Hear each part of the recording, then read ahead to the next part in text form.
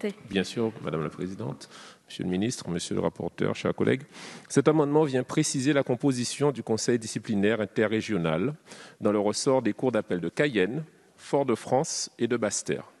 Le conseil de discipline interrégional créé à l'article 22.4, nouveau, vise à assurer la crédibilité des 3 barreaux concernés et à rassurer les justiciables quant aux critiques tirées de l'impartialité des membres des conseils de discipline, compte tenu de leur nécessaire proximité dans les îles et en Guyane. En effet, la situation des avocats exerçant dans les barreaux de ces 3 territoires rend difficile l'effectivité du principe de distanciation. Ils exercent au sein du même barreau que l'avocat poursuivi et sur un territoire exigu. Ce modèle disciplinaire vient concilier principe d'indépendance et d'impartialité, sans porter atteinte au principe structurant de la profession d'avocat tel qu'énoncé par la loi de 1971.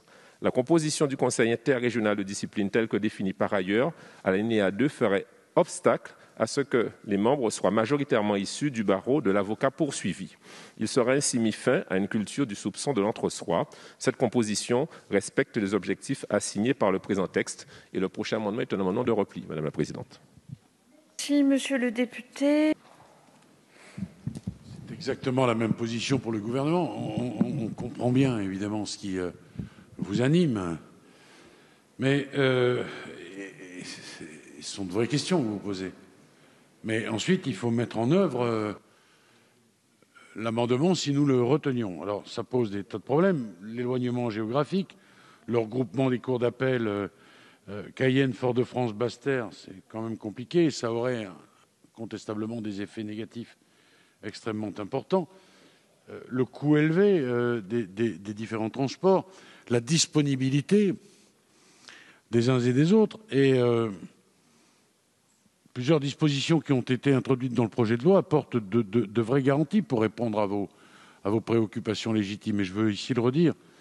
D'abord, la réforme donne aux plaignants le droit de saisir directement la juridiction disciplinaire. Ensuite, le conseil de discipline ne sera pas présidé par un membre de la profession, mais par un magistrat, lorsque la poursuite disciplinaire fera suite à une réclamation présentée par un tiers ou lorsque l'avocat mis en cause en fera la demande. Et enfin, un amendement déposé par le rapporteur et par M. Savigny a pour objet de préciser les conditions de récusation des membres du conseil de discipline. Dans ces conditions, je vous propose de retirer votre amendement. Merci.